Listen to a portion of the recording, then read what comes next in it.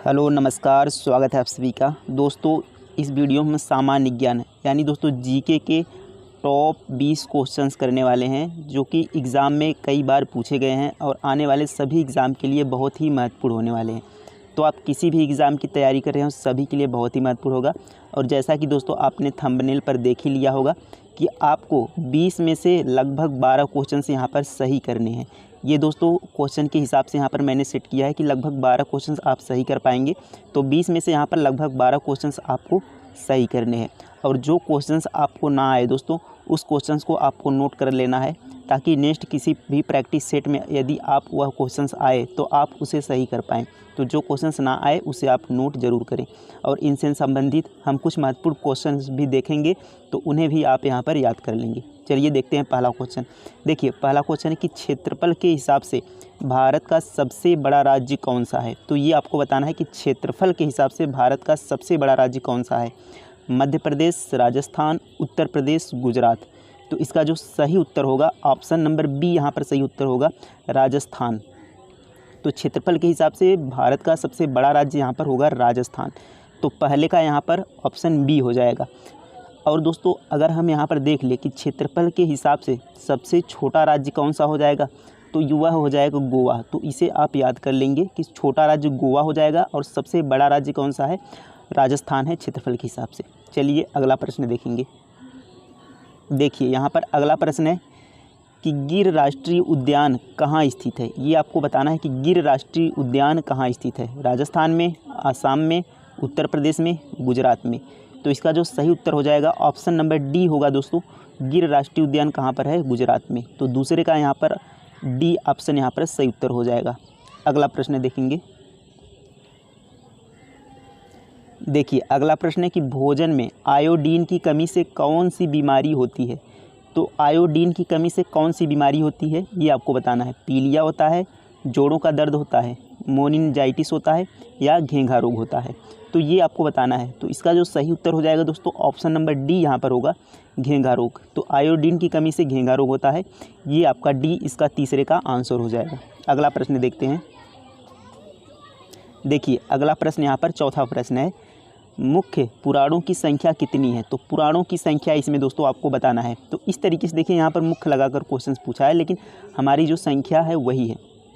तो पुराणों की संख्या कितनी है, 8, 10, 12, 18। तो ये आपको बताना है। तो इसका जो सही उत्तर हो जाएगा दोस्तों ऑप्शन नंबर यहाँ पर डी होगा। पुराणों की संख्या कितनी है, 18 है। तो डी इसका सही उत्तर हो जाएगा। और बात करें दोस्तों वेद की, तो वेद कितने हैं आपको पता होना चाहिए। वेद कितने हैं, वेद 4 हैं। पुराण कितने हैं, 8 हैं। उपनिषद कितने हैं, उपनिषद दोस्तों 108। उपनिषद कितने हैं, 108 यहाँ पर क्या हो गए, उपनिषद हो गए। तो इन सभी बातों को आपको यहाँ पर याद रखना है। अगला प्रश्न देखेंगे।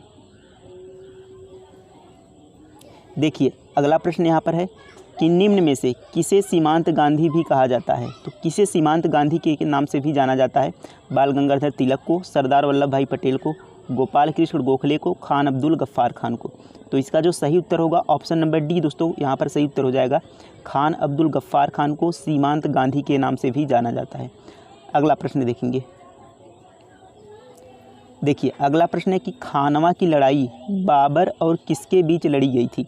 तो खानवा की लड़ाई आपको बताना है कि बाबर और किसके बीच लड़ी गई थी, इब्राहिम लोदी के बीच, मेदिनी राय के बीच, राणा सांगा के बीच, राणा प्रताप के बीच। तो इसका जो सही उत्तर हो जाएगा दोस्तों ऑप्शन नंबर सी यहाँ पर सही उत्तर हो जाएगा, राणा सांगा।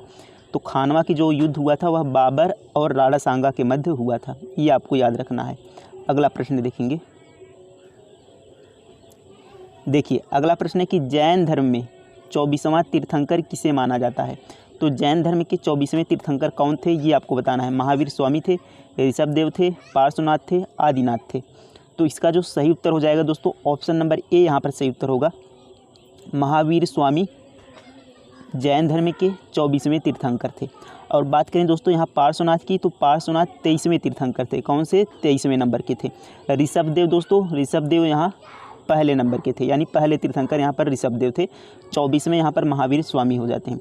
तो अगर आपको क्वेश्चंस में पूछे कि जैन धर्म के वास्तविक संस्थापक किसे माना जाता है तो वह महावीर स्वामी को माना जाता है। ये आपको क्वेश्चंस याद रखना है। अगला प्रश्न देखते हैं। देखिए अगला प्रश्न है कि गौतम बुद्ध की माता कौन थी? लक्ष्मी, महामाया, त्रिशला, सत्यनी। तो आपको याद रखना है कि गौतम बुद्ध की जो माता थी वह क्या थी? महामाया उनका नाम था। तो महामाया गौतम बुद्ध की माता थी। ऑप्शन नंबर बी आपका यहाँ पर सही उत्तर हो जाएगा। और अगर दोस्तों यहाँ पर पिता पूछे तो गौतम बुद्ध के पिता का नाम शुद्धोधन था, वो भी आपको याद रखना है। अगला प्रश्न देखेंगे।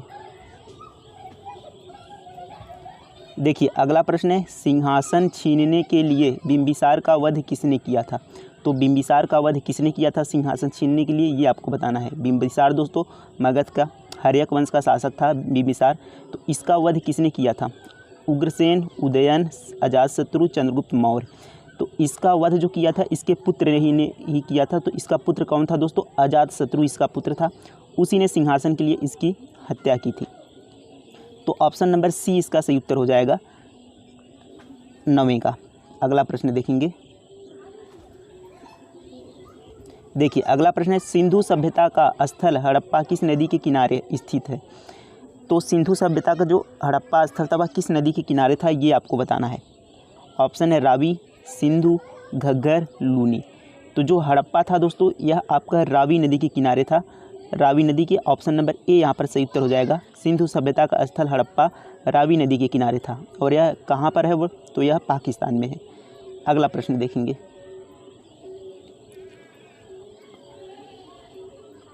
देखिए अगला प्रश्न है दिन और रात किस कारण बनते हैं? तो दिन और रात किस कारण होते हैं दोस्तों, ये आपको बताना है। सूर्य के गिर्द पृथ्वी का परिक्रमण, सूर्य का घूर्णन, अपनी धुरी पर पृथ्वी का घूर्णन, और यहाँ पृथ्वी के गिर्द चांद का परिक्रमण। तो इसका जो सही उत्तर हो जाएगा ऑप्शन नंबर सी यहाँ पर होगा। पृथ्वी की अपनी धुरी पर जो परिक्रमण होती है उसके कारण दोस्तों यहाँ पर दिन और रात होता है। तो सी यहाँ पर 11 का सही उत्तर हो जाएगा। अगला प्रश्न देखेंगे। देखिए अगला प्रश्न है निम्न में से कौन सी नदी बंगाल की खाड़ी में गिरती है? तो इसमें से बताना है आपको कि कौन सी नदी बंगाल की खाड़ी में नहीं गिरती है। तो इसमें से 3 नदियां बंगाल की खाड़ी में गिरती होंगी और एक आपकी बंगाल की खाड़ी में नहीं गिरती है, वही आपको बताना है। नर्मदा, गोदावरी, गंगा, ब्रह्मपुत्र। तो ये आपको बताना है। तो इसका जो सही उत्तर हो जाएगा दोस्तों ऑप्शन नंबर ए यहाँ पर होगा नर्मदा। नर्मदा यहाँ पर बंगाल की खाड़ी में नहीं गिरती दोस्तों। नर्मदा खंभात की खाड़ी में गिरती है जो कि अरब सागर में है। तो खंभात की खाड़ी में अरब सागर में गिरती है नर्मदा। बाकी गोदावरी, गंगा और ब्रह्मपुत्र ये तीनों नदियाँ कहाँ गिरती हैं? बंगाल की खाड़ी में गिरती हैं। ये आपको याद रखना है कि नर्मदा आपकी बंगाल की खाड़ी में नहीं गिरती। अगला प्रश्न देखेंगे। देखिए अगला प्रश्न है भारत का पहला उपग्रह आर्यभट्ट किस वर्ष लॉन्च किया गया था? तो भारत का जो पहला उपग्रह आर्यभट्ट वह किस वर्ष लॉन्च किया था आपको बताना है। 1972 में, 1975 में, 1974 में, 1980 में। तो इसका जो सही उत्तर होगा दोस्तों ऑप्शन नंबर बी यहाँ पर हो जाएगा 19 अप्रैल 1975 में। 19 अप्रैल 1975 ये आपका भारत का पहला उपग्रह आर्यभट्ट लॉन्च किया गया था। अगला प्रश्न देखेंगे। देखिए अगला प्रश्न है शहद के लिए मधुमक्खियों का पालन को क्या कहते हैं? जो शहद के लिए मधुमक्खियों का पालन किया जाता है तो वह क्या कहलाता है? Pisciculture, honey culture, apiculture, हेमीकल्चर।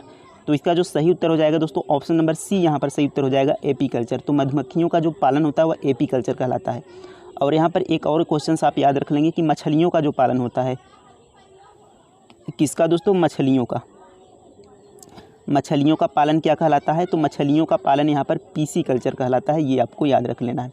अगला प्रश्न देखेंगे।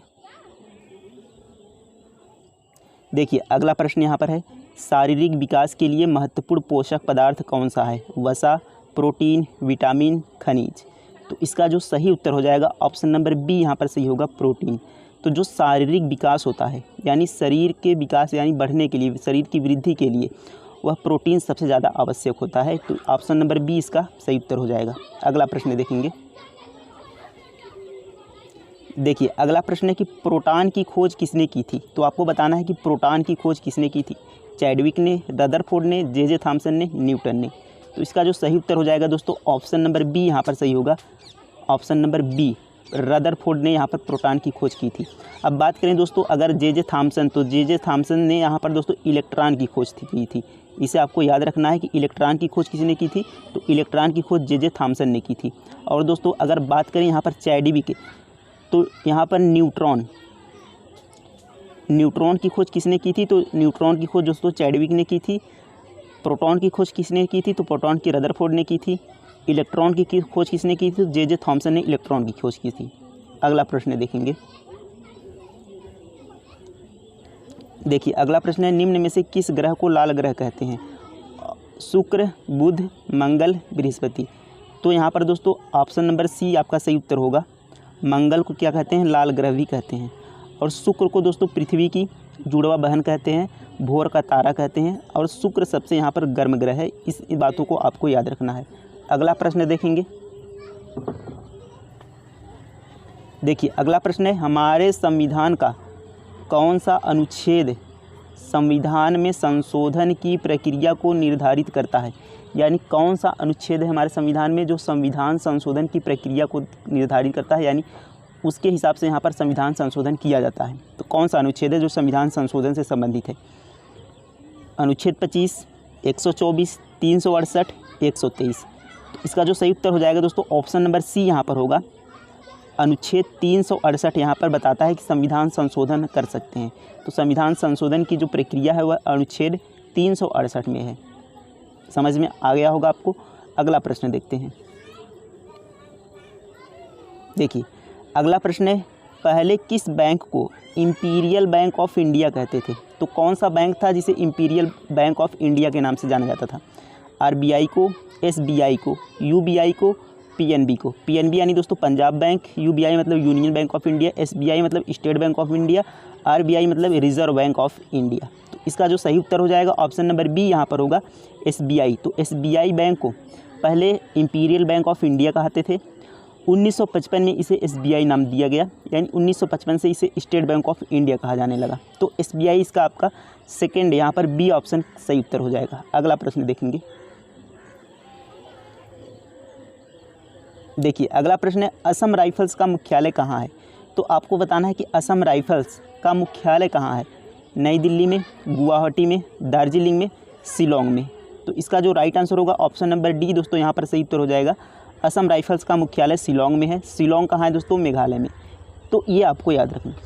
तो आपने दोस्तों 20 क्वेश्चंस में से कितने प्रश्न सही किए, ये आप कमेंट में ज़रूर बताना है कि आज आपके कितने क्वेश्चन सही हुए। धीरे धीरे आपका देखिए इम्प्रूवमेंट किस तरीके से बढ़ता है और आने वाले समय में आप अच्छे खासे यहाँ पर क्वेश्चंस अटेम्प्ट करने लगेंगे। तो आपको कमेंट में ज़रूर बताना है कि कितने क्वेश्चंस आपके यहाँ पर सही हुए। तो मिलते हैं दोस्तों अगले वीडियो में, तब तक के लिए धन्यवाद।